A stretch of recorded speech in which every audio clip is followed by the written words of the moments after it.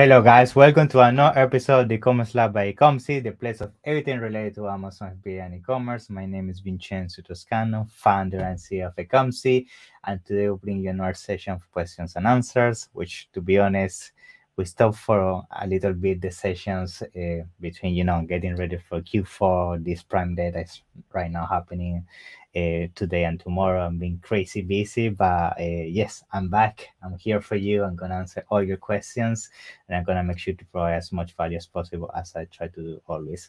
So now, before we jump into the questions and answers section, as we actually started doing a couple of sessions before, which was basically the section around the news and some of the strategies I have seen and things in the space, and then for sure we're gonna start jumping into the questions and answers. So this to make sure I keep you updated with everything that I'm seeing happening in the Amazon space. Okay.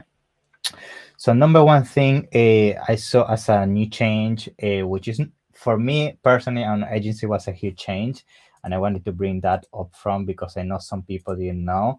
Is that basically the search query performance just a couple of weeks back it was changed now from being just at the brand level, now it's also at the ASIN level. And I wanted to highlight this because I feel for everybody that's doing constant basically analysis of the search terms and then using that to optimize your PPC. I mean, I think this is huge. You need to understand how people is finding your products, how you dominating the keywords, what is your position in this keyword, the add to cart, the conversion, all those kind of KPIs. Now you can find at the ASIN level, which before it was at the brand level, it was a bit more tedious to figure out all the data. So that's one of the first changes that I've seen that is relatively new, and I would advise everybody to start using that at the ASIN level, which everybody should be using this if you're a brand raiser because it's definitely a game changer, and we've basically been using that in all the strategies. I mean, the level of detail we get now is much more helpful for sure. Now, the second thing, which actually this for me was a I like this new change to be honest, because within our agency we do a lot of new campaigns on a daily basis, and sometimes it's difficult to come up with new ideas when it comes to specifically like videos, right? To try video type of campaigns. Now Amazon released something that if you go to your Amazon dashboard, like PPC dashboard, you try to create a campaign, you're gonna actually be able to see that Amazon now basically allows you to generate videos from basically the content of your account. What does that mean? It takes the images and the text from your listing and all the information in the backend, and it basically allows you to how to generate a video. Now, guys, this is not a solution for basically saying, okay, I'm not gonna hire a professional in terms of videographer, and all of that. This is more a quick solution. Let's say on a daily basis you want to try new keywords, you want to try how your product perform in different placement, different bets of that keyword with different basic creatives. Sometimes it's difficult to create those videos on 24-hour notice, so you can start with basically these on the go videos that for sure they're not going to give you the same conversions as a professionally done video, but it's a solution for all of you to get the to hit the ground running, right? Especially for all of you that also maybe the budget is a bit tight and you can be spending all these 500 800 plus on a video. This is a good solution that would definitely advise all of you to check it out. Now, other thing I wanted to bring to the table is return policies, guys, and this was quite shocking for me, and I'm gonna tell you why now. So for all the shoppers that now start shopping on from this Prime Day event, which is between the 11th and the 12th, today and tomorrow, customers are gonna be able to return most products until 31st of January, right? I mean, this is a bit concerning for some categories, specifically for categories that have higher return rates, such as electronics. Imagine you making a forecast of your inventory and everything and sales, and then you getting a big chunk of returns just in January, which you didn't account for because usually you consider returns on a monthly basis, the 30-day period. Now you need to consider this as well. So this is something that was actually announced around 3 days, 4 days ago. So make sure you understand now that customers are going to be able to return cost products, even pretty much after 3 months for products that are purchased during this period. So those were some of the main things I found the space for sure. I mean, I'm gonna be touching on other issues which I pre-saw before the session, and the questions around UPC and all of that. Been getting a lot of questions around that, so I'm gonna jump into that as we start bringing the questions to them. Okay. Also, feel free to ask any question if you're watching this live right now. If you're not able to ask any questions because you need to go back to work or you're busy or whatever, or having running, exercising, whatever, just send your questions to our social media channels or just by email at business@ecomcy.com, and that's how we get actually a lot of our questions. So we basically put them on archive and we make sure we broadcast them on all the live sessions we do for you. Okay. Now, I'm gonna start bringing some of the questions to the table we received over the last couple of days, and we're gonna start cover them one by one. Okay. Great. So let's see which one is the first question. So first question of the day: how to select the keywords I use for the alt text of my A plus content. So for the keywords I use for the alt text of your A plus content, to be honest, usually what I try to do with our team is that any type of keyword that you identify that, for example, you didn't have the space to cover those keywords on your bullet points, title, description, and search terms, I would advise you to use this extra real estate to basically cover those keywords because it definitely helps for indexing. I know a lot of people say that A plus content doesn't index, but we have done multiple tests, and most of the time when we had a keyword that we didn't have before on the title, on the listing in general, is gonna help indexing. So definitely use that. And when it comes to selecting, I would say that if you have already used all the keywords and you definitely, which most of the time is not the case, but let's assume that definitely use all the keywords on your listing overall, then I would just put my main keywords, my main phrases, my main search terms to basically just make use of the real estate. But most of the cases that we see when doing audited, you haven't covered all the phrases and keywords, so you want to make sure you cover those. Sometimes think outside the box, like in USA, you would definitely want to go into Spanish keywords, in Canada, French, and there's always variations, informal type of phrases and ways of calling a product. So you also want to make sure you cover those type of variations in terms of how the product is being described. Okay. Awesome. Let's see which other question we have in here. How do you recommend using the search query performance report for PPC? Yeah, that's actually a very good question. Going back to one of the news and changes I announced, which is the search query performance now being at the ASIN level. Now, basically, what you can do very easily is you can basically analyze which are the search terms that basically bring you the biggest amount of traffic, and based on that data you can then decide, okay, what is your control on specific keywords, because you need to understand that the search query performance give you things such as basically what is the click rate, what is the ASIN share, and basically what is the overall control on those search terms. So why this is important, and this goes back to a term I always bring on my podcast, which is keyword cannibalization. You want to make sure that on the keywords that you are dominating basically organically, right, that you're top of the page organically, and you have already a big chunk of what we call the market share, sometimes it's not worth it for you to keep spending on advertising on those keywords, because the reality is that it might be that you are basically giving them the chance to customers that were going to purchase from your listing anywhere by clicking on sponsor placement, because the reality, most people, and I know this for a fact, most people don't can see the difference between what we call organic placement and sponsor placement. So you want to avoid that those keywords you control very strongly, very strong, basically remove sometimes advertising and maybe don't have a top of the placement, maybe at the mid or second page, and do split testing, because sometimes you may see a decrease in sales. This all comes down to data and following what happens from them. Other things you can do with the search query performance report is the opposite. You can identify keywords that you start seeing your product being discovered through that keyword, and then you can make the decision, okay, I'm being discovered by this keyword, but my market share on this keyword is very low. I'm not getting as many sales as my competitors, my placement is very low, so how do I improve this? By getting sales velocity on this keyword.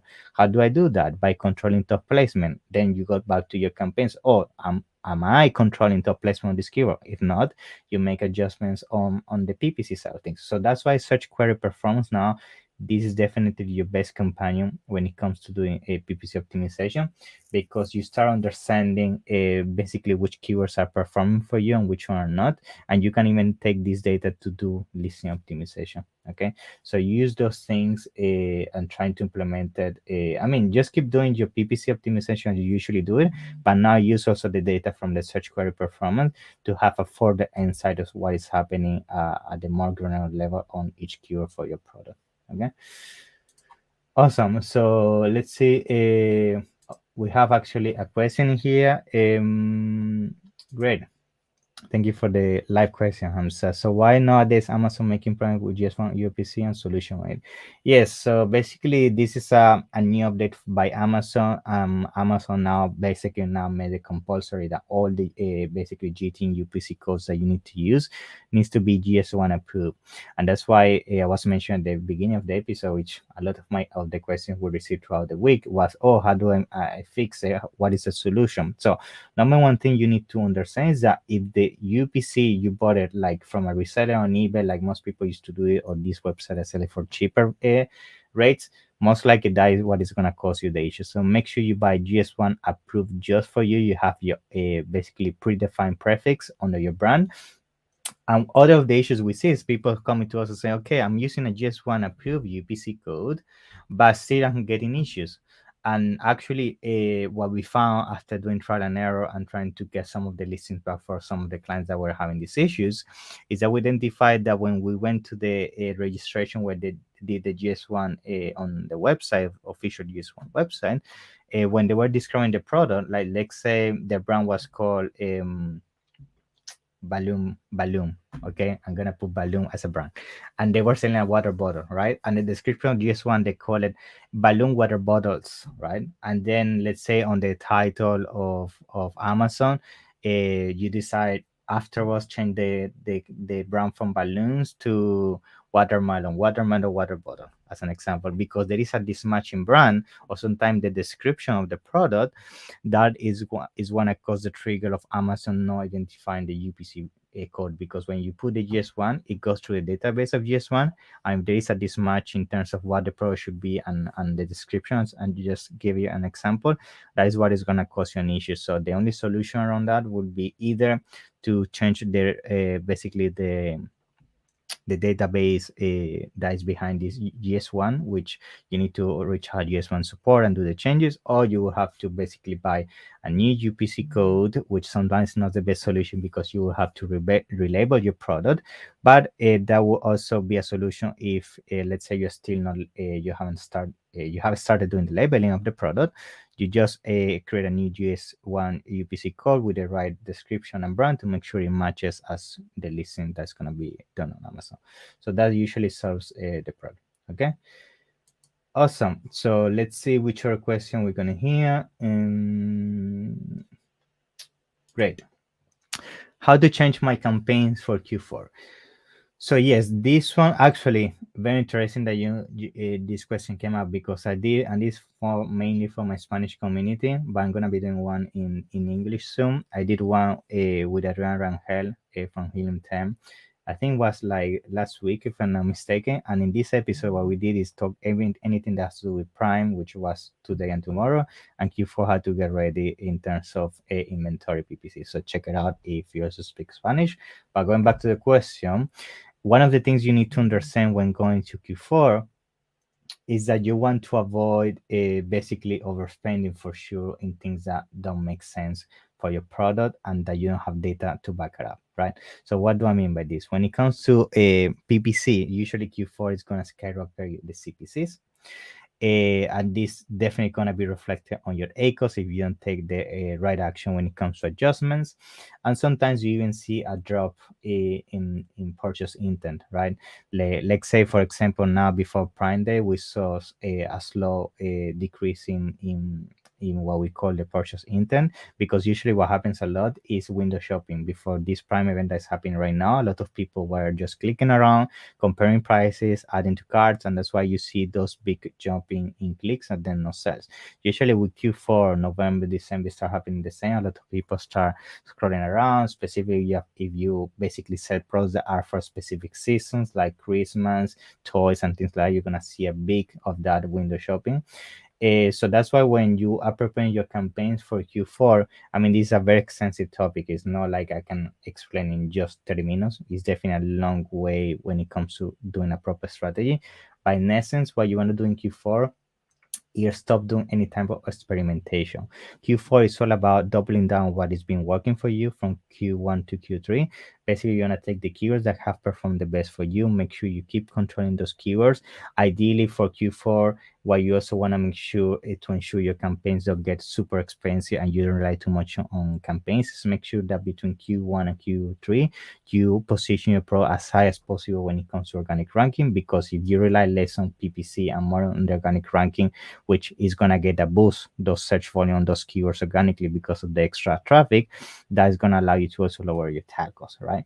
So my main advice, which is going to sound very simple, but I see this happening a lot, and that's why a lot of people get burned. Stop experimenting Q4. Stop doing these things of is testing new keywords that you never tested before, or start doing a lot of broad phrases automatic if you don't have the data to back up that you really those keywords could work for you in different type of keyword match, because that's where you start spending a lot and in basically the same type of test that if you would have done it before, sure, you will have gotten the data, but maybe 3, 4, or even 5 times cheaper. So why do it now that is the most expensive period? So double down what has working for you and make sure that you keep a good control of those budget and stick to your strategy, because that's another thing I see.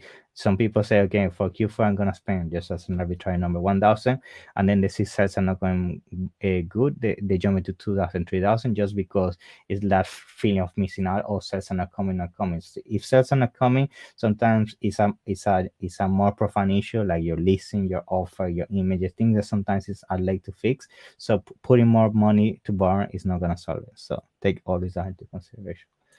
Okay. Um, Good. So let's see another question from Hamza on live. So what PP strategy you apply for a newly launched product? So for a newly launched product, what I will definitely advise you to do is that at the beginning you want to focus on everything that has to do with sales velocity, right? You want to get as many sales as possible to basically start positioning your product organically, because the reality is that long term, if you don't position the product correctly and you rely just on PPC campaigns, you're gonna struggle. So one strategy that we recommend a lot when it comes to launch strategy is you wanna launch a exact match campaigns for the main keywords that basically reflect your product, right? And you wanna have different sets of campaigns. Usually we target what we call the very niche keywords, which are usually the most expensive. We know that most likely you're not gonna convert as high as once you start getting more reviews and all of that and conversion things that are going to help you with sales. But still we want to target them, because again, sometimes it's good to get sales on those keywords even if it's not profitable, because it's all about the sales velocity. So you want to identify those keywords, you want to do exact match campaigns on those keywords, usually maximum 3 keywords per campaign, and you want to try on the first month or so, try to control as much as possible top placement. However, you may ask, okay, I'm going to be top placement, I'm not going to convert. But what we do is that when we do top placement on those keywords, we try to go very aggressive with coupons, sometimes 60% coupons. I know you're going to be losing for sure money on those sales, but the purpose of this is to replace what most people used to do at the beginning, like rebate launches or things like that. Coupons now, the good thing is that first of all, it's going to allow you to increase significantly your conversion rate. It's going to allow you to bypass that basic stigma that people may have of purchasing your product because you have no reviews. But when you show them 60% and you have amazing images, amazing copy, that friction starts to get removed. So combine Excel match with that, and then I will do that just for the initial 2-3 weeks. After you start getting some sales, then I will start my exploratory campaigns. I wouldn't start my phrase broad and automatic on the first day because Amazon doesn't have any data about your product. So most likely it's gonna find a lot of things that are not relevant. So I rather let it run with very specific keyword exact match of what my product is and what are the keywords I want to target. And once Amazon has some data in the back end, okay, this is the product that in the last 2 weeks, 3 weeks got searched through this keyword. Once you start running phraseboard and automatic, most likely you're gonna get a better results. And then for sure you start adding things such as video campaigns, which usually that's the first step I do outside of sponsored product, because I don't want to start doing sponsored brands too soon if you don't really have a catalog of product or you don't have a brand that really is strong outside of Amazon.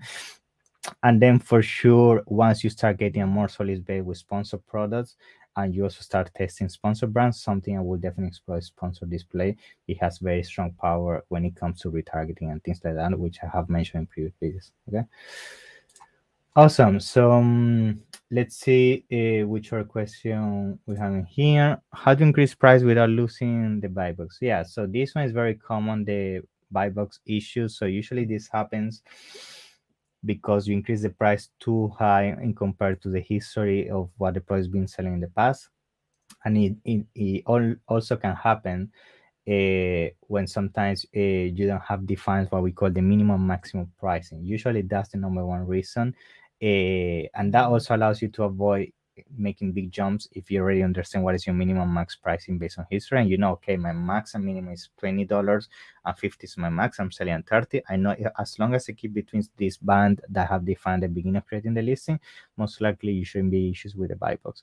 So the way you define the minimum max boundaries is going by your inventory tab. Then you should add an extra columns on the basically adjustments of the account, and it allows you to add the minimum max pricing column. So where you can add this extra basically fields for your product that allow you to control the buy box issue. Okay, good. Let's see which other question we got in here. Okay, we search a display campaign. How many base back do you recommend retargeting? Okay, this is actually interesting question. Now that this question came up, it actually goes back to what I was saying, Hamza. That basically sponsored displays. Once you start generating enough data in terms of sales and the product's been in the market for a while now, sponsored campaigns can allow you to do retargeting, right? Now, when it comes to retargeting, you're gonna see that basically on the retargeting level, you're gonna be able to target people at different times. So usually have the 30-day window, the 60-day window, or so on. Usually, what I like to do, and this for us is based on our findings and what we have found, based on results and all of that, is that 30 days usually is the best. So the reason why 30 days for us usually has provided with the best compared to 60, 90, 180 and all that is because usually longer than 30 days difficult to, it's difficult to convince a person to come back and make a purchase, right? However, there's an exception now. I want to actually correct myself. If your product, let's say those exception that everybody, you need to buy every 60 days, 90 days, things very niche like that, maybe supplements that last 60 days or things like that, then you want to use those time windows. But usually 14, 30 days is more than enough. And I like to use this a lot, for example, on products that are similar to my advertised product or related products. And usually I like to do this, for example, with supplement brands that we manage. We've been using this retargeting a lot and it's working great. I mean, the retargeting, especially if we know that the pack lasts 14 days and we do the 14 days retarget 30 days of basically customers that have purchased from us in the past. You can also filter based on that. It helps a lot. So I think sponsor display, if you have this type of product that work a lot with retargeting, it can be very powerful because you need to understand that it's basically like a mini version of Amazon DSP. And if the typical product that you need to report just every couple of days, or sometimes you could even do it if it's a one-time purchase, because sometimes what you could do is you can retarget people who have seen similar advertised products. Let's say you're running right now on an ad on Prime Day, right? something like that. You're running traffic and you're selling, let's say, I'm gonna put right now an example on electronic. What you could do is you basically could try to add a you could try to retarget the people that saw your product in the last 30 days and even including the prime day window. Now, why would you want to do that? Because maybe somebody saw the advertised product but didn't make the decision to buy it. And you would especially want to do this is, let's say, in 30 days for some reason you had a 20% discount in prime day, and in 30 days which is going to start getting closer to Black Friday and all of that, you decide to do another 20%. If they saw your product in the first place, because there was some kind of interest there in the first place, so you might retarget them and win them back in the second event or the second time you put the promotion up. So things like that, guys. I mean, it can be so extensive, this topic, in terms of retargeting, but those are some simple examples you can start implementing with sponsored display cameras. Okay, awesome. Let's see which other questions we got in here. Next question: can I sell multiple type of products under the same brand? Okay. Yes, I mean, you can sell multiple type of products under the same brand. Usually, I will try to avoid that. And I want to also make the assumption that when you say multiple type of products, like you're selling products for sports and then you're selling makeup. They don't relate. So why that is an issue? Because then once you start expanding your advertising strategies, like doing, for example, things that have to do with more branding awareness, like you start doing retargeting things, you start doing Amazon posts, you start doing Amazon lives, you start doing Amazon influencer, you have different type of avatar competing between your choices in terms of strategy, because you don't know what type of influencer to choose, what type of avatar, how to communicate your tonality, because you have different type of clients. It can get confusing down the line. So that's why we'll try to avoid that and make sure a brand is just focused around a specific niche. It's going to make your life much more easier. But again, if you want to sell different type of products that maybe they relate between each other, like it will make sense. For example, if you tell me you are selling let me think, you are selling, let's say, clothing for yoga, right? And then you also sell like accessories for yoga, and then you also sell things for example, that are good for having a good like for food, good alimentation, how you eat, maybe even books or things like that. I mean, that would make sense, because maybe somebody that does yoga would like to have a good healthy lifestyle when it comes to cooking and food. So maybe that could be something you can mix around. But again, those are very specific situations. Most of the time, if I'm selling just sports things, just sports. If I'm selling just things for office supplies, office supplies. So you want to keep it very targeted, because it's going to make your life much more easier once you start scaling your brand and also in branding perspectives. Okay, awesome. So I think that would be everything for today. Thank you very much for Eva sending these questions. I always try to cover as many as possible every single session. I still have a lot to cover that I have here pending. I'm gonna make sure to cover the next session as well. And if something from those people that sent the question today, if something is not clear, make sure to leave it down in the comments so I can basically elaborate more for you. Also, I would like to point out that we've been actually releasing our blogs lately, a lot of blogs in our website, and actually we based on our analytics, people is been enjoying them a lot. I mean, we're getting a lot of traction organically and also from people discovering them through our social media channels once we announce them. So for example, just to give you a couple of last blogs we did, so last blog last week was how to better manage your inventory for once Q4 hits. Amazing blog. The blog before that was the best kept secrets for improving ranking in Amazon 2022. And the blog before that, for example, was how to understand your Amazon customer and win them over, right? So how to bring them within your brand and things like that. So this is just one of the few blogs we've been releasing. I mean, there are many more around PPC, agency, like how to choose the best agency, the best tips, how to find the best products. So check them out. Just go to Amazon.com blog. So actually, I'm gonna make sure to put the link down in the description.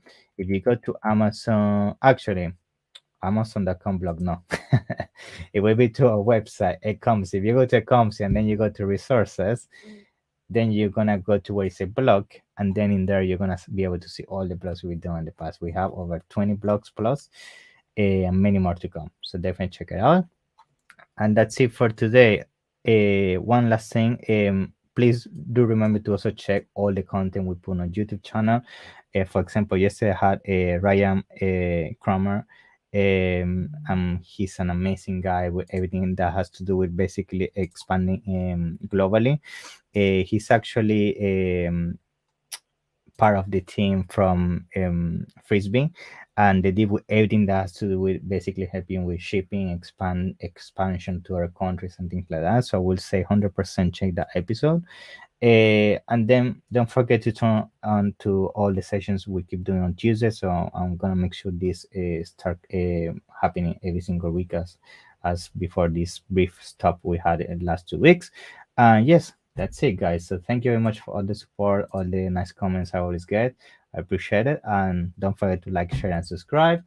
Have an amazing rest of the week. Enjoy the remaining days of Prime Days. So hopefully you get a lot of sales for your product. And that's it, guys. So until the next one, take care. Bye bye.